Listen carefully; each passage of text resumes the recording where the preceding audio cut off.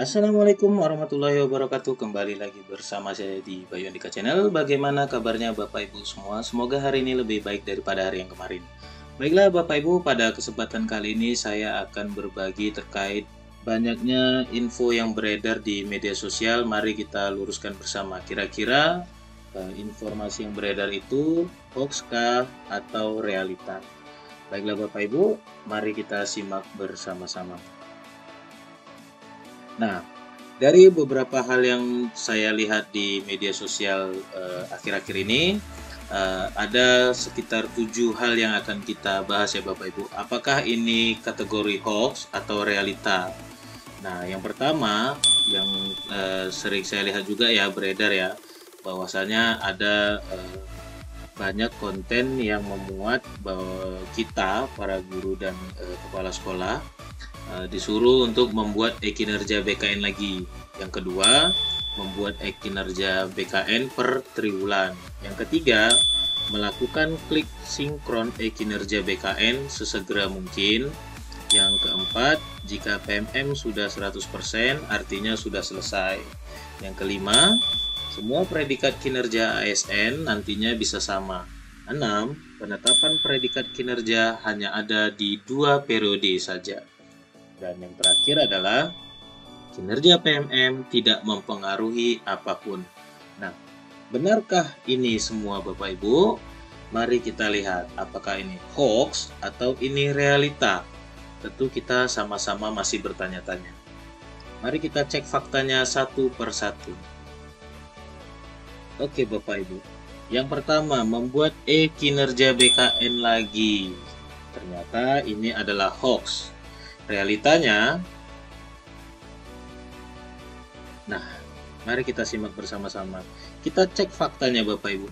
Jadi di sini saya memberikan informasi berdasarkan hal yang sudah pasti dan sudah jelas ya Bapak Ibu ya. Contohnya yang di sini saya terapkan adalah Peraturan Direktur Jenderal Guru dan Tenaga Kependidikan nomor 7607-B-B1-HK.03-2023 tentang apa itu? Petunjuk teknis pengelolaan kinerja guru dan kepala sekolah terdapat pada bab 7 Sistem Informasi Pengelolaan Kinerja.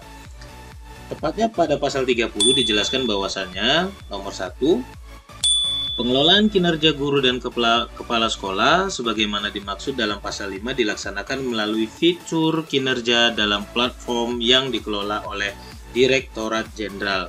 Nah, platform yang dimaksud di sini adalah PMM ya Bapak Ibu, Platform Merdeka Mengajar. Pasal 3 ayat 2 menerangkan bahwasanya fitur kinerja sebagaimana dimaksud pada ayat 1 memuat alur, proses, dan format pengelolaan kinerja guru dan kepala sekolah. Ayat 3 menjelaskan bahwasanya fitur kinerja sebagaimana dimaksud pada ayat 1 terintegrasi dengan aplikasi kinerja yang dikelola oleh Badan Kepegawaian Negara.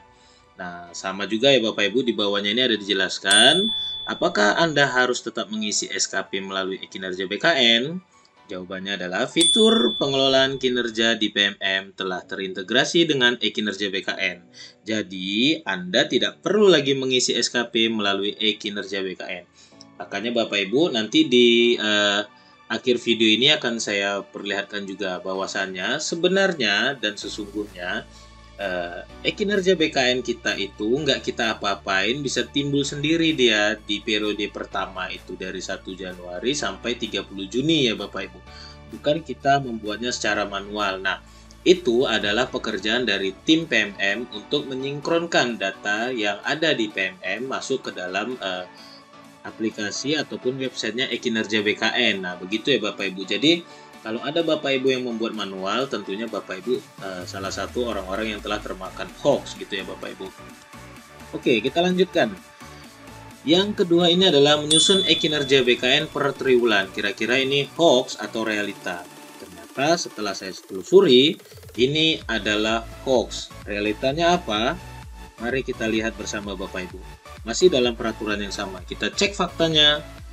Terdapat pada pasal 22 diterangkan bahwasannya ayat pertama, guru dan kepala sekolah melaksanakan rencana kinerja setelah SKP ditetapkan. Ayat kedua menjelaskan pendokumentasian kinerja sebagaimana dimaksud pada ayat 1 dilaksanakan secara periodik pada rentang bulan A. Januari sampai Juni dan B. Juli sampai Desember. Artinya ini 2 periode Bapak Ibu ya.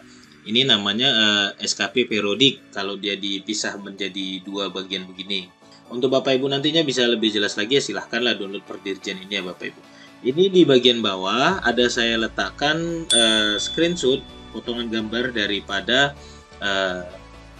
kinerja BKN-nya saya gitu Bapak Ibu ya. Jadi bisa Bapak Ibu lihat di periodenya itu tertera jelas 1 Januari 2024 sampai dengan 30 Juni 2024.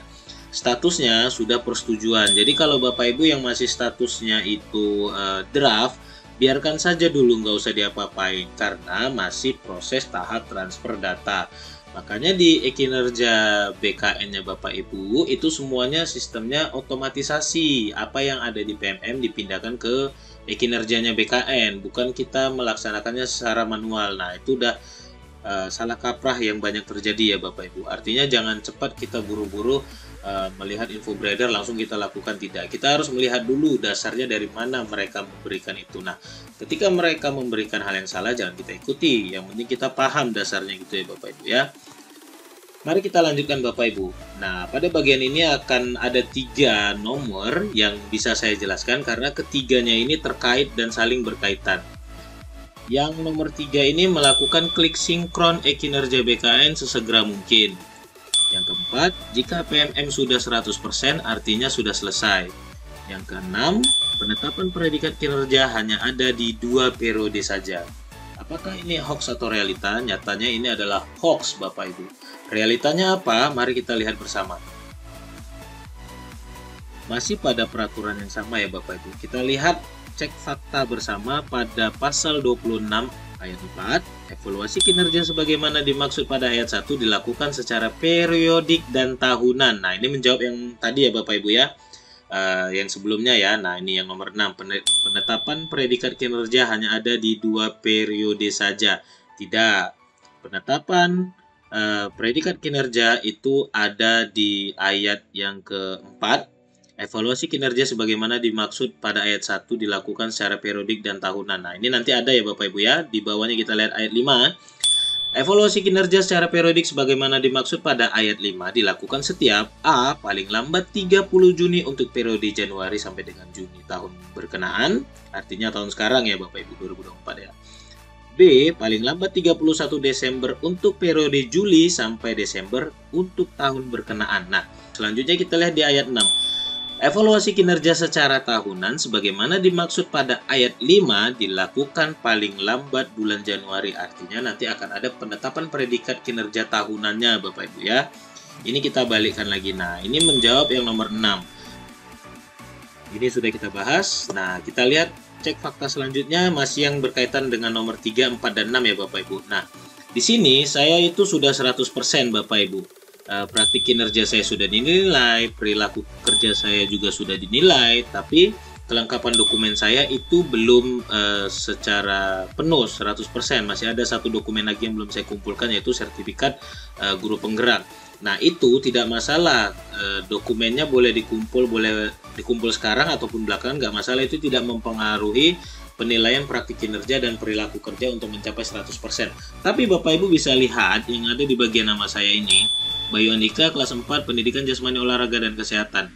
Pada kolom putih di situ menjelaskan bahwasanya nanti Anda dapat melakukan penilaian akhir kinerja guru di sini. Nah, itu akan proses penetapan predikat kinerjanya Bapak Ibu ya.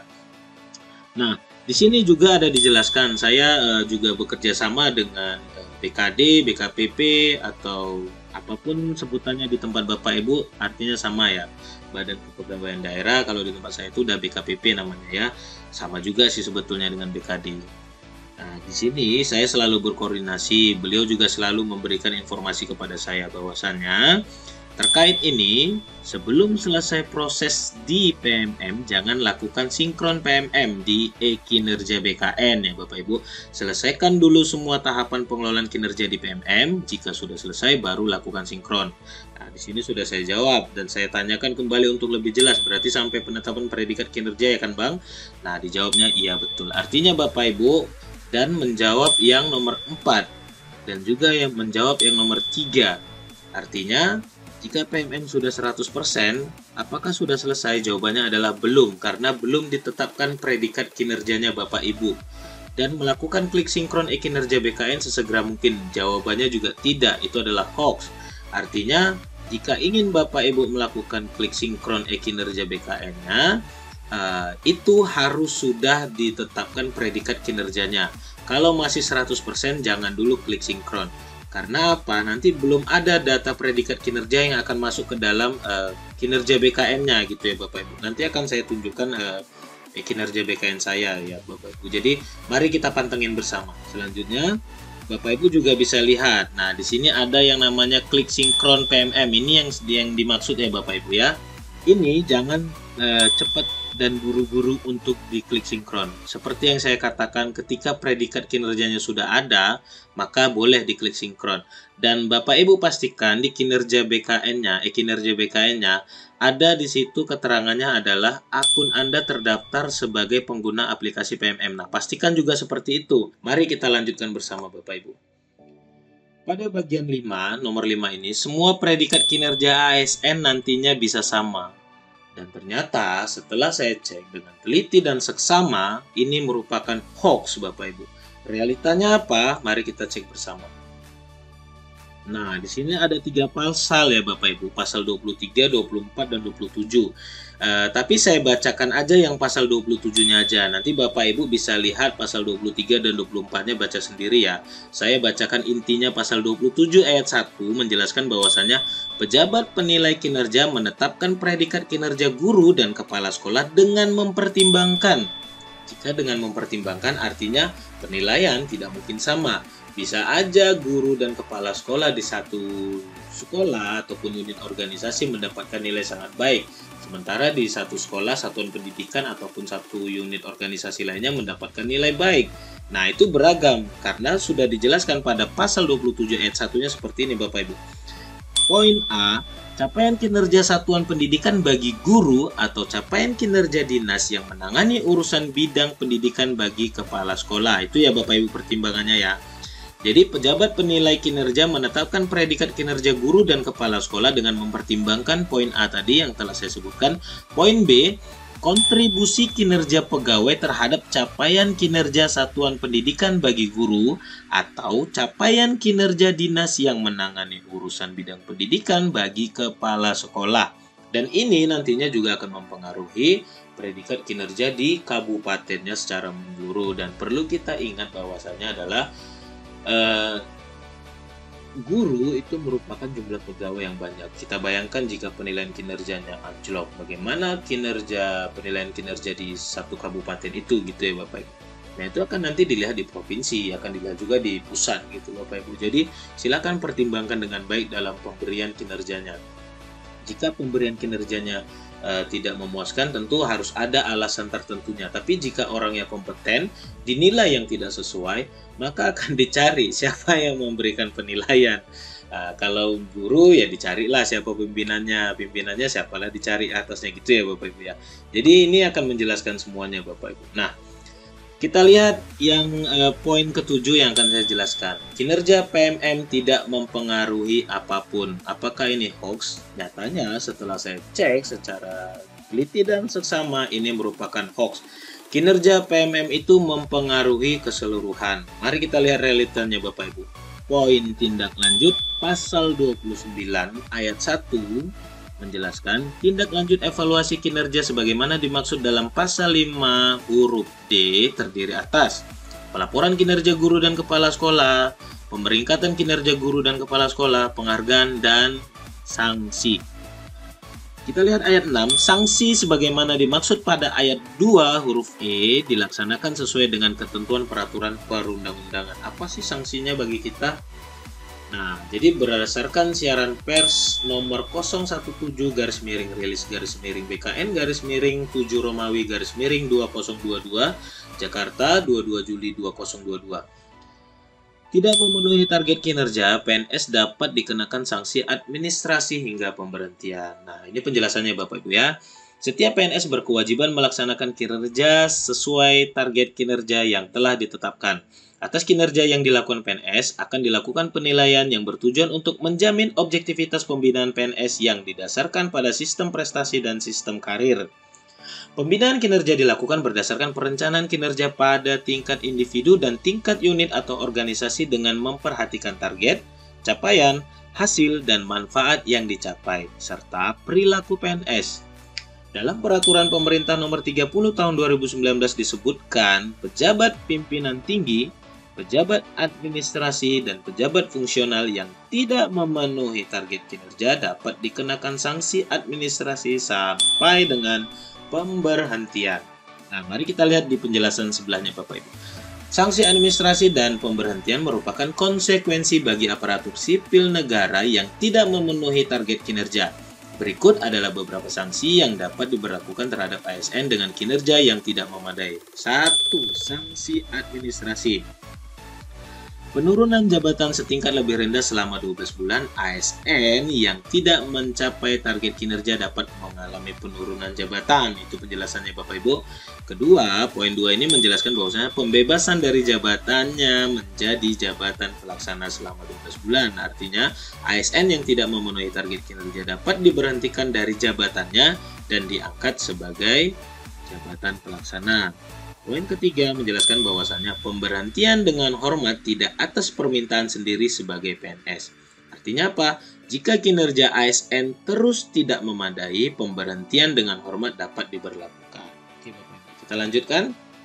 Nah, di sini dijelaskan pada bab 8 Romawi, pengawasan dan pembinaan. Pasal 31 ayat 1, Direktorat Jenderal melakukan pembinaan terhadap pelaksanaan pengelolaan kinerja guru dan kepala sekolah. Ayat 3, pimpinan instansi pemerintah melakukan pengawasan terhadap penerapan pengelolaan kinerja guru dan kepala sekolah di daerah sesuai dengan ketentuan peraturan perundang-undangan. Ayat 4, Dinas Pendidikan melakukan pembinaan, pemantauan, dan evaluasi terhadap pengelolaan kinerja guru dan kepala sekolah sesuai dengan ketentuan peraturan perundang-undangan. Oke Bapak Ibu, penjelasan tadi hoax atau realitas sudah jelas bahwasannya banyak info beredar itu hoax. Jadi Bapak Ibu silahkan hati-hati, jangan sampai termakan hoax ya Bapak Ibu ya. Nah sekarang saya akan tunjukkan kepada Bapak Ibu bagaimana sih bentuk dari kinerja BKN saya. Nah ini kinerja BKN ya Bapak Ibu. Ini saya perbesar sedikit biar lebih jelas. Nah ini tidak ada saya lakukan apapun seperti pembuatan ini, periodenya, pendekatan yang saya buat, unit kerja, keadaannya bagaimana gitu ya Bapak Ibu ya. Jadi ini semua itu sudah terintegrasi, proses transfer datanya sudah mulai berjalan. Selanjutnya semua di dalam ini adalah otomatisasi, tidak ada dibuat manual. Jika Bapak Ibu sudah terlanjur, ya silahkan sampaikan kemana untuk mencari solusinya. Coba jangan untuk berdiam diri dari hal-hal yang tidak diinginkan. Nah, selanjutnya jika sudah begini, Bapak Ibu ini kan ada baca nih, akun ini atau akun Anda terdaftar sebagai pengguna aplikasi PMM. Itu artinya kinerja BKN Bapak Ibu sudah terintegrasi dengan PMM. Ditandai dengan tulisan ini ya Bapak Ibu ya. Selanjutnya ada juga tombol sinkron PMM. Nah ini jangan dulu diketik, jangan dulu diklik. Nanti tunggu lihat situasinya jika sudah diberikan predikat kinerja. Baru Bapak Ibu bisa klik sinkron PMM gitu ya Bapak Ibu. Jangan buru-buru. Selanjutnya untuk memastikan di dalamnya apakah transfer data ini sudah maksimal, sudah mulai berjalan atau sudah pas semuanya. Bapak Ibu bisa klik yang tadi ya. Bapak Ibu bisa klik ini ya Bapak Ibu ya. Jangan takut, nggak apa-apa, klik aja yang ini gitu. Detail SKP ini bisa Bapak Ibu klik. Selanjutnya Bapak Ibu bisa scroll apakah isian rencana hasil kerja atau RHK-nya sudah sesuai gitu ya dengan yang ada di PMM. Nah kalau punya saya ini setelah saya cek dengan seksama ini sudah sesuai. Jadi tidak ada yang salah Bapak Ibu. Lalu kenapa dia totalnya ada 9 itu digabung ya seperti yang di sertifikat masuk kemari gitu ya. Nah, jadi silakan Bapak Ibu cek dengan perlahan, buka kinerja BKN-nya, buka juga kinerja PMM-nya. Jadi bandingkan apa yang ada di dalam kinerja PMM, apakah sudah sesuai isinya dengan kinerja BKN. Nah, itu ya Bapak Ibu ya.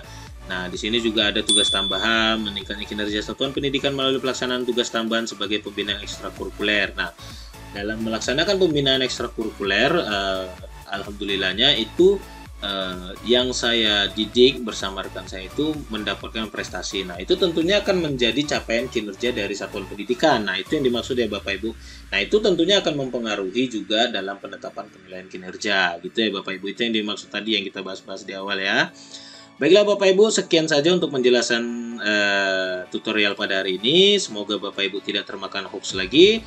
Jika ada yang ingin ditanyakan, silakan Bapak Ibu sampaikan di kolom komentar. Saya ingatkan sekali lagi, jangan lupa untuk di-subscribe channel ini agar dapat terus berkembang. Like, komen, dan share. Sampaikan juga ke rekan-rekan kita yang lainnya agar tidak termakan hoax yang beredar di media sosial. Semoga apa yang saya sampaikan pada hari ini dapat bermanfaat ya Bapak Ibu. Demikian, Assalamualaikum warahmatullahi wabarakatuh. Bayu Andika Channel mohon pamit.